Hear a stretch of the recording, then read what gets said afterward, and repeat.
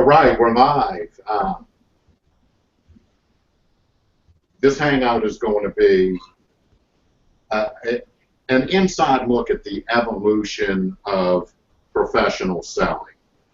I made the title kind of funny about Charles Darwin because he was the big evolution guy in the 1800s. But we're not going to go over anything that Darwin discussed, man. This isn't about natural selection, molecular biology, or anything like that. This is about professional selling and what has worked over in the past, what it has evolved into, and what we can learn from that and put into our current selling cycle to be successful. In professional selling to corporate and enterprise customers, this has been changing faster than ever with today's technology. These days, buyers are able to learn about products on their own, and at times this can disempower sellers of services while forcing sellers of more complex solutions to invest at higher levels to differentiate. And what this means to us in plain English, this means that the return on investment, the ROI, the sweet spot for both the buyer and the seller is beginning to shrink. Okay, now, with that said, that does not mean that the money is shrinking. The money is absolutely not shrinking. It's actually growing, and we're still able to grow profits regardless of what's happening in sales across the board in all industries. With this said, sometimes we have to come up with new strategies and more effective sales models to be able to procure and retain the key clients that we're looking for out there. As salespeople, we continue to be the key differentiators in winning complex and competitive opportunities, because at the heart of every good business transaction is trust and value. In the past, as salespeople, our job was to build a rapport, communicate value, things of that nature, which we still need to do, but today we must also gain insight and create value. Otherwise, we're at risk of being replaced by some lower cost sales model or some lower cost competition that actually does not do the job as good as we do. So, in building value, we need to have our clients and prospects understand that no matter what, with us, they're going to have more money collected. In our cycle, we use customer relationship management or CRM. We've used some multi-channel marketing. We use business intelligence. We've used personalized web and internet technologies, and all of this can create new opportunities and redefine some roles of the sales field.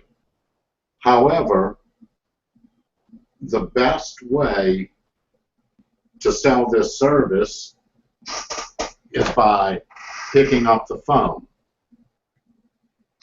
and still building a rapport and communicating value. You know, that's some may tell you that's a thing of the past, but relationships are one of the most important things in your sales cycles. Now, relationships alone are not enough. Strategy and value creation must also be the obsession of a seller or a salesperson like you and I. Yet the value is always best defined by the customer. So as we're building value with that customer, we have to always show that customer the value in using us as opposed to any of our competitors out there. What we need to do as professional salespeople is evolve to become value engineers that competitively differentiate. And for this reason, we're going to take a little journey through the history of modern selling and then consider some of the trends that create opportunities, well, market opportunities for those willing to adapt. Now, if we look back into the 50s, there were two forces that dominated the sales cycle, which are the same two forces that I base my methods on today, and they are psychology and process methodology. These two combined have forever changed the sales industry. If you've looked at things like some old school stuff like Dale Carnegie's his 5-step methodology from way back in the day that seemed to work best in commodity, retail, or direct consumer selling, it actually failed to address complexity and strategy, but it still addressed psychology and the process of the methods that we still use today. So that's something that we can take from the sales process that was happening in the 1950s, and we can use it today, psychology and process methodology. And that's one of the things is getting your prospect's attention through creating a sizzle, okay? And that's done through what we do in modern sales as an elevator pitch, okay? And when we effectively give an elevator pitch, we're able to create interest and arouse that prospect through features and benefits. Once they begin to come in with objections and we're able to engage them, and remember, I view objections as an opportunity.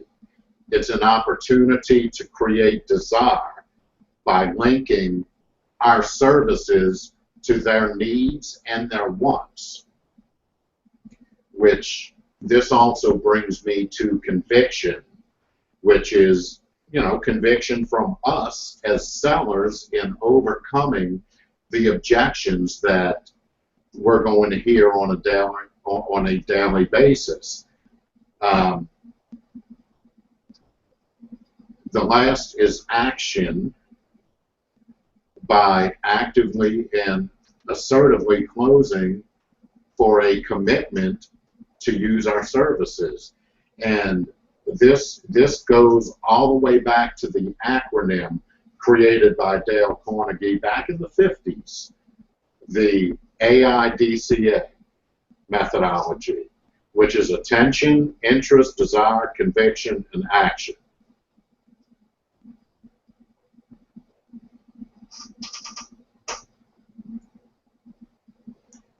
So as we go forward, by the late 70s, product marketing departments began to create new approaches focused on features and functions, advantages and benefits. If you've ever heard the term in sales, FAB, F-A-B, features, advantages, and benefits. At this point in time, salespeople were trained to deliver value messages, but vendor or product benefits don't always translate to tangible business value. And the salesperson's FAB audience often consisted of recommendations and influencers only. Features are of the most interest to your technical buyers, your compliance buyers, things like that. Functions are relevant to users. And a good example of function is our client's ability to log into our CRM system and see exactly what the collector is doing. That's a strong function. Advantages are typically relevant to your credit people in supervisory positions or your credit managers. What is the advantage of using an agency that has the ability to yield you 3 times more than the competition? Well, that's a no-brainer. As a result of this FAB acronym, as salespeople, we often struggle to identify a customer's unique problems and connect the benefits with tangible business values. When this happens, it can result in an inherent disconnect between salespeople and the real decision makers, which are the economic buyers, which is who we're going after, and the business leaders. Now, during the 70s and 80s, corporate buyers made considerable advances in how they managed the procurement processes. They devised buying practices designed to foster supplier competition and thwart charismatic salespeople. Sales techniques that worked in the past increasingly became barriers to success, especially in more complex environments such as ours. Professional buyers became more sophisticated and did not respond favorably to clumsy or manipulative selling behaviors. During the 80s, there was greater awareness that aggression from the salesperson created defensiveness, while trust and understanding created cooperation. Now, I know one thing I always say to do is to be aggressive. However, when we are being aggressive can be done with tact, and we can use psychology to be aggressive without appearing aggressive. In this context, the psychological practice of NLP, neuro-linguistic programming, came to the forefront of the sales training industry.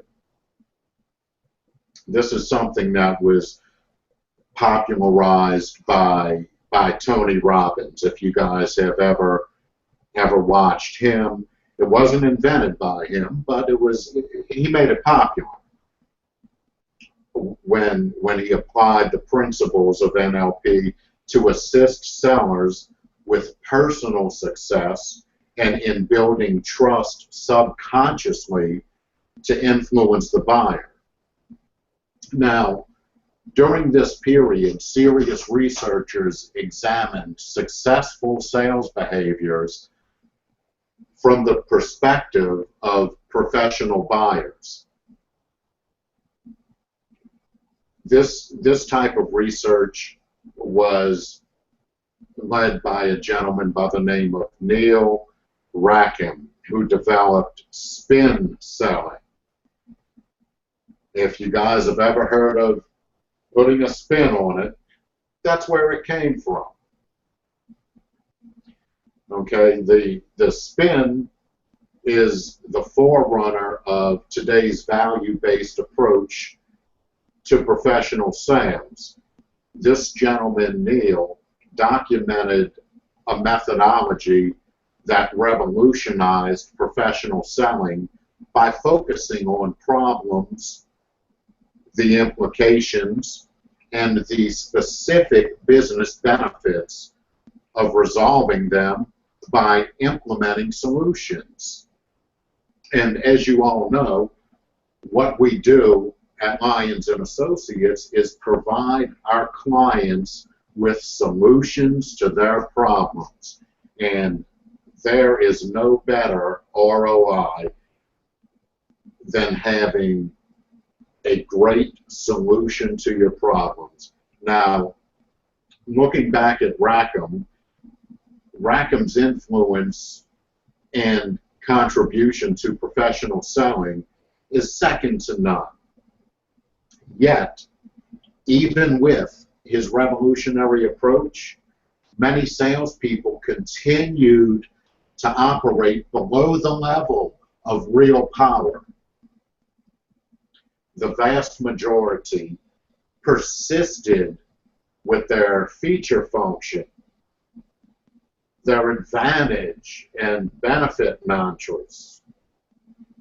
And the fact is, old habits really do die hard. But things were changing. Now, don't get me wrong. We still use features, benefits, functions, and advantages in selling. These are all good.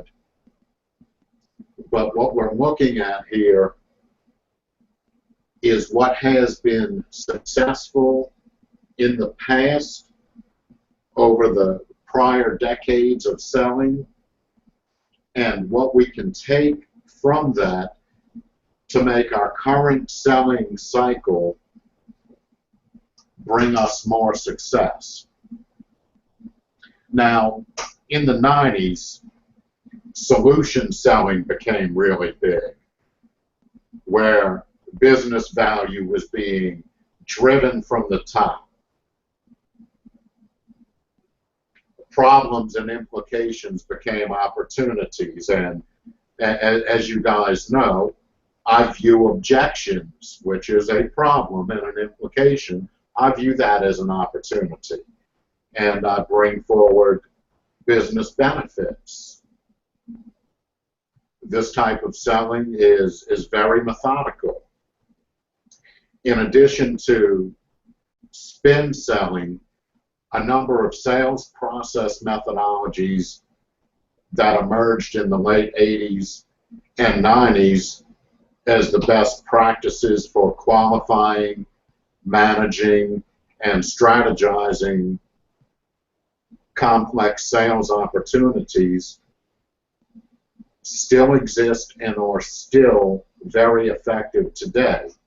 They remain relevant, and they promote a top-down approach aligned with the economic power within a buying organization. Now, as our new as our new millennium arrived, these methodologies encouraged salespeople to see themselves as professional problem solvers, which I go back to what we do.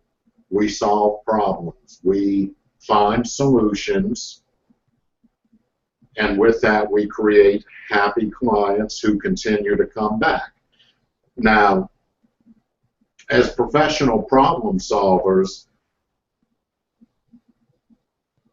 who develop trust and understanding before proposing solutions, this helps you to build a relationship.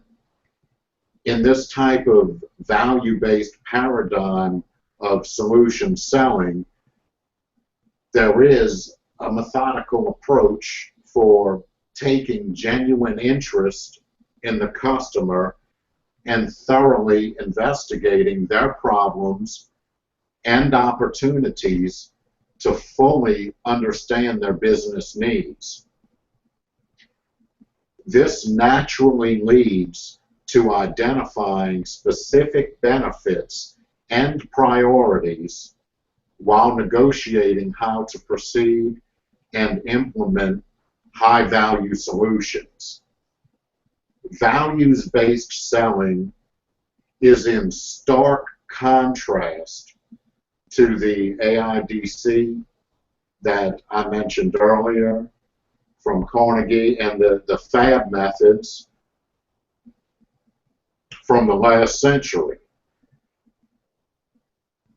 This helps us facilitate a more ethical approach, which is focused on cooperatively creating value and alignment with our clients. Now, when value selling came around in the new millennium, your value selling is one of the most recent concepts, which it's built on a value-based approach for partnering with the customer to develop and engineer solutions that deliver tangible returns. It's very similar to spin selling, but it's effective in stimulating business conversations with senior people in your client's organization. You know, with this, we're kind of prized to look at the value gap. Buyers engage with salespeople to assess comparative value and any risk in using a service that meets their requirements.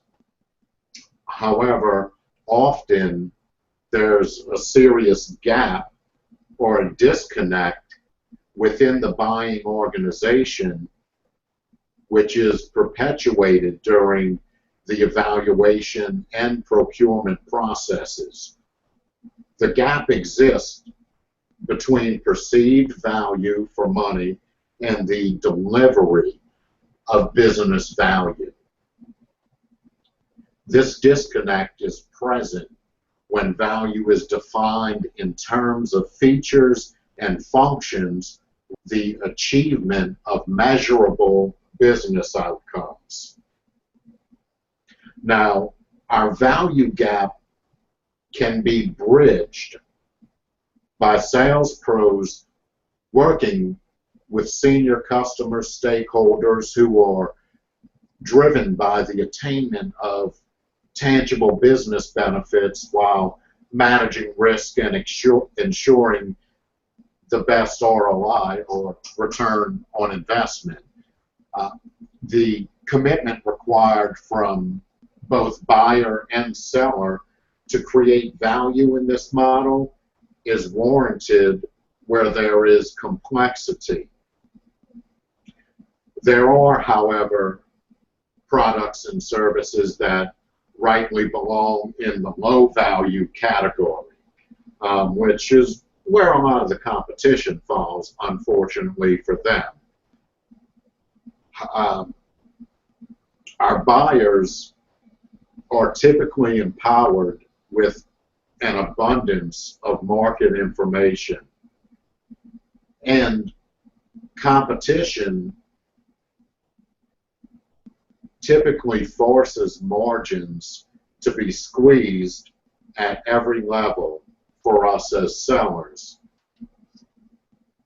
which this type of thing can cause some misalignment in the sales cycle, which is why we always want to build value rather than focusing on letting the client secure a lower price. When we don't do that, this is when the misalignment occurs, and when that happens, the buyers or the clients demand a higher level of sales investment while concurrently seeking to lower their price of the service that we're providing them. Now, as enterprise sellers, now we sell enterprise, we sell medium and small business, so we have to look at all of the potential types of buyers for our services. Now, if we look at enterprise, it's undoubtedly becoming more expensive as a business, which is fine. We get a good return on our investment, and we're willing to invest in our clients as much as it takes. But on average, it takes 3 times longer to lose a deal compared with winning. Okay, and this is something that's been shown through historical studies and research. In solution selling, it has never been more important to move towards value. Even though we're not very big on negotiating, we are very big on value. And any strategy for bridging that value gap has to take into account some of the current trends that are taking place in sales. For one, commodities versus solutions. If we look at mature procurement operations that are categorizing vendors as either commodity or strategic, we have to look at it like this. In commodity procurement, buyers disempower sellers by focusing on price. They also disempower sellers by focusing on terms while denying access to key information and relationships that could enable a seller, us, insight and support for creating business value. So obviously this is something we have to look out for. At the other end of the spectrum, the prospects of strategic or complex solutions are demanding ever-increasing levels of pre-sales investment to mitigate risk. Now, what this does for us is, well, it imposes a significant investment of time as well as the company's resources. So this is something we want to keep an eye out for and use it as our advantage. We don't have a problem with any pre-sales, investment, things like that. You know, we have a few free things we offer to clients just to get them in the door. That's not a problem. I never have a problem investing my company's money to increase profits. You know, that's part of business. It will always be part of business. The second thing we want to look at is the convergence of sales and marketing. The trend toward either commodity or strategic procurement is forcing selling organizations to segment their markets and sales channels.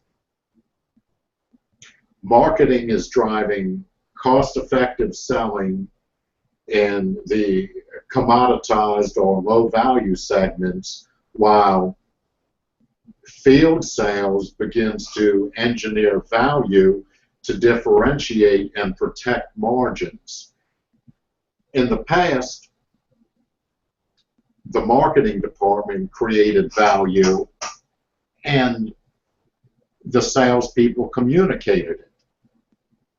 But now the sales and marketing functions are being merged to allow our sales models and channels to cost effectively align with the market. The intrinsic value and price points of our services compared with the complexity and business value of solutions is determining the choice of sales channel, which in our business is clear.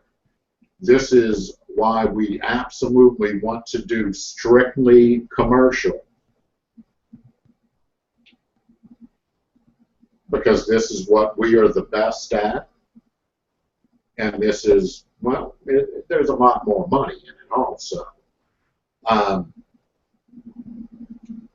We also want to look at the acceleration of information technology.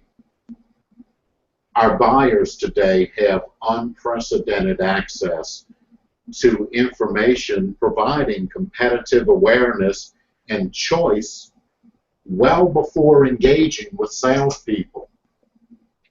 The information age is also causing many sellers to reassess their business models and the roles of salespeople. Now, the fact still remains that customer relationships are the key to unlocking and creating customer value. This is where we want to be. This is where we need to be. And the tools we have today enable us to have unprecedented sales productivity. Everything we do can be done from a telephone. Your brochures are sent by email, and everything's in a CRM system. I would have made twice as much money in the 90s if I had that, as opposed to a tickler file where I had my little cards in it. Some of you guys probably remember the tickler files. They worked. It was a thing of the time. But regardless of the market channels, our success depends on us as sales professionals offering intrinsic value with unique competitive differentiation and the ability to create genuine business value. these prerequisites combined with the current trends, they're going to challenge those engaged in complex solution selling, and they also cause us as salespeople to evolve our sales cycles. So as sales professionals and sales leaders, we need to be willing to accept the challenge, and we should consider some of these things to build value in what we're doing and create more business for us. The first point on these challenges are transitions.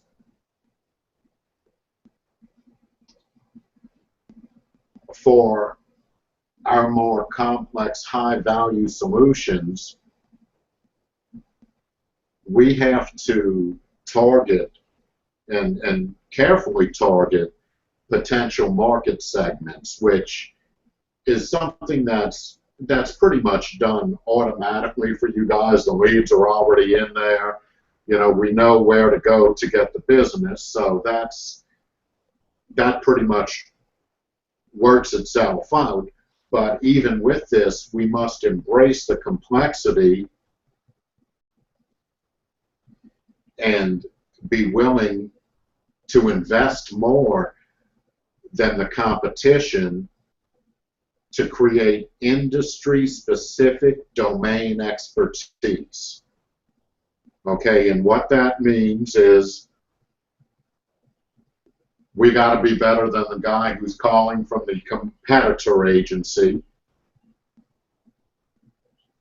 We have to provide better value. We have to provide better benefits and better features. Okay.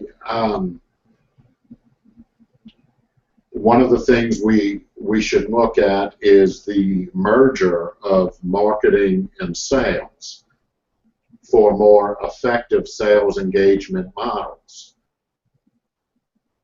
You know, this isn't a business where we can just put billboards up or advertise on the TV or advertise on the internet. We have to go out and get the business. And by go out, I mean pick up the phone.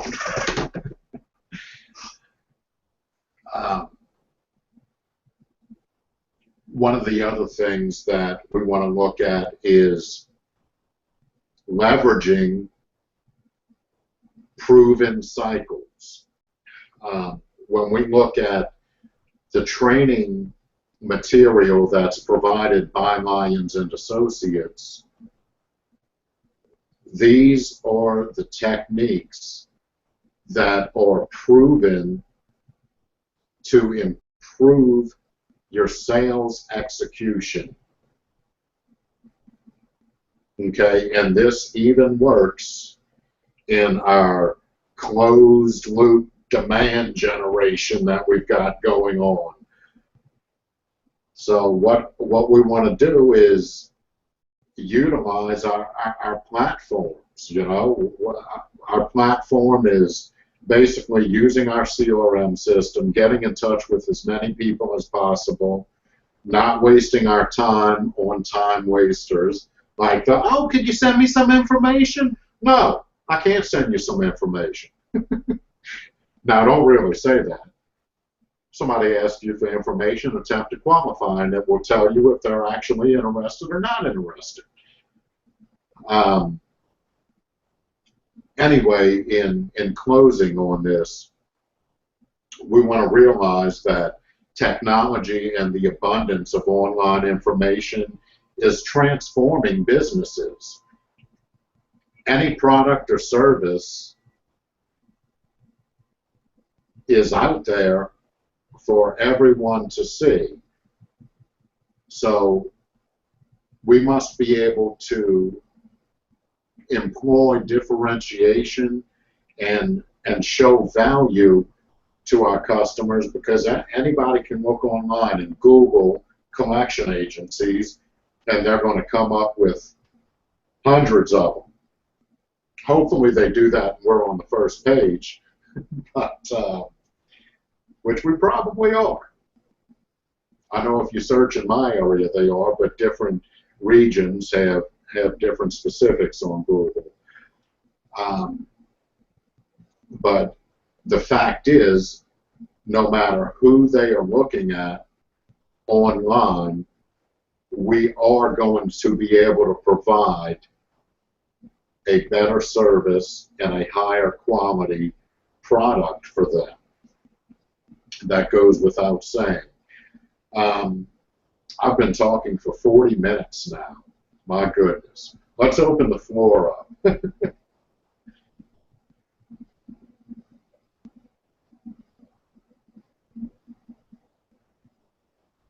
Do I have any questions, comments, concerns, anything of the sort? Somebody talk to me. It's interesting you had this hangout, because I just got a resume from somebody from Berkeley who's a techie studying medical stuff and everything. And this is about Darwinism, but he's also a salesperson. So I don't know. That's the only thing that I had to comment about. Well, you know, that's probably my New Orleans voodoo instinct kicking in. I've read it's something, it's called synchronicity, where things happen. You know, somebody tried to explain it in a book called Harmony that I read, and where things occur. And I think C.G. Jung, you've heard of him. You know psychology, right? You've read psychology books? A little bit. C.G. Jung, J-U-N-G. He was one of Freud's. Him and Freud came up with psychology about at the same time. He was a doctor, and Freud wasn't. But Freud was a Jew, so the Jews do something differently, and that's how Freud's so popular. You know, he was kind of put in the background because he wasn't Jewish. Christians, he was Christian, and Christians, they think, oh no, you know, we already know all this stuff. We don't have to accept it, and, you know. And the Jews, they considered like Freud a prophet, but anyways, he wrote something about synchronicity, where everything happens at one time. You know, like I would say like just like this happened. You know, like you had Darwinism, and I just got a resume sent to me from Berkeley from a guy that's studying medicine and technology and loves sales. Well, good for him. Yeah. Anyway, I made that the title just because we were talking about how sales has evolved, and you know, Darwin, the evolution guy. But I don't want to actually talk about science on here, because we'll probably bore everybody. There's a book called The Richest Man in Baghdad or something like that. It's like one of the old texts about sales, where they have a trainer similar to what we do nowadays, where they have Tony Roberts and you got Grant Cardone and all that, and this guy from Baghdad, he was really smart about money, and he would teach these classes to peddlers who sold little things, you know, and the king appointed him as an educator so that he could teach the common people how to gain wealth. Just kind of doing similar classes to Grant Cardone. That was like early sales, you know, sales training. So. Well, good for him. What did he call it? Progressive peasants? I don't know. He'd tell them how to take their 2 pennies that they get for their chickens and take that and turn that into 10 pennies. Good deal. Do we have any other questions, comments, concerns, pointers? And yes, I was wondering, are people receptive to us offering suggestions as to how they can improve their business. I mean, they don't look at it as you trying to tell them how to do their job. Well, if you do it as suggestion and not as instruction, it works out a whole lot better. Mm-hmm. But that's something we can use. We can make recommendations. Okay, we just want to make sure that when we do that, we're not finger pointing or anything like that. Mm-hmm. And I guess also it helps to have rapport with them as well. That way they may be more open to your suggestions. Absolutely, absolutely. That's something you want to do a little later in a relationship. You know, you don't want to go in and try and tell them to change anything they're doing on the first run of business. You know, you want to kind of ease into that. Mm-hmm. Yes, and that's great. Like like you mentioned on one of your other trainings, like make notes of things you hear, like they're going on vacation or their children or whatever, and then comment on that later. That also helps build rapport as well. Absolutely. Absolutely. That is all good stuff.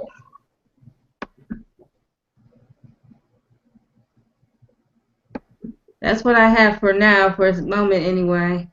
Okay. Good deal. Hank, you got anything? Nothing really to add. I mean, it was good information. Just thinking through the process, and it's just interesting how the sales process changes over time, for sure. Very interesting. Yeah, and I'm like a information addict. So I'm always reading a bunch of stuff and trying to find the best way to do everything. And well, you've been around long enough to know how I am. So, but we need all the knowledge we can get, man. I love knowledge. Frank, you got anything? Well, I'm big on keeping myself positive. W. Clement Stone's PMA philosophy, and I've mentioned Kevin Hogan before.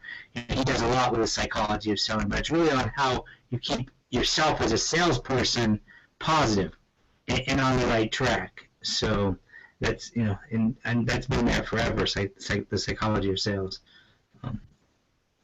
Absolutely, it's good stuff. Absolutely good stuff. Jolisa, do you have any questions, comments, anything?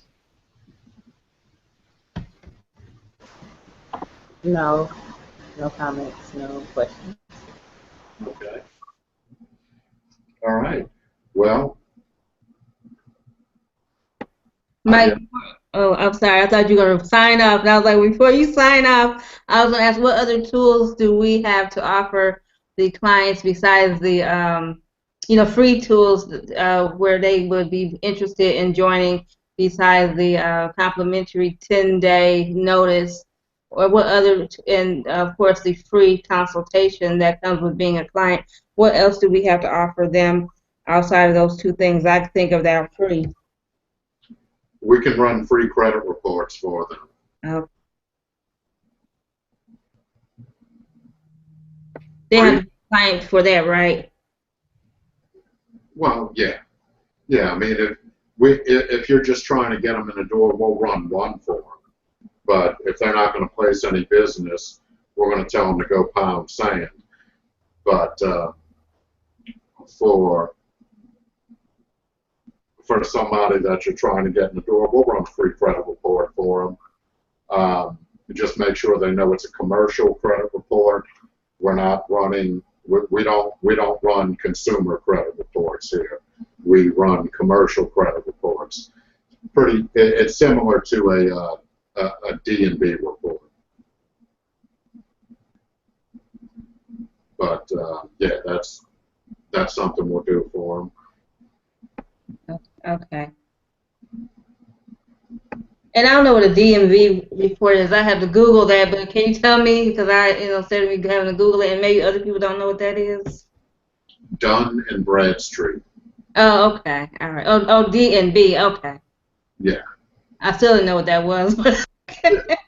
It's a Dun and Bradstreet report. It's a type of commercial credit report, and they're the company that's pretty much been around the longest.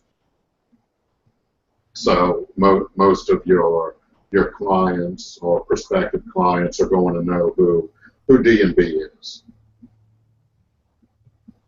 Yes, I am familiar with, like, I know that the business would be different from the personal, because I know I was working for a client where they're saying, well, if their personal credit report doesn't work, maybe they could run a business credit report on them, and that may fare better than their personal credit, and they can get a loan based on that, or finance based on their business credit report. So I am familiar with, business versus personal credit checks.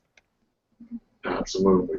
Well, ladies and gentlemen, sorry I missed you guys Friday.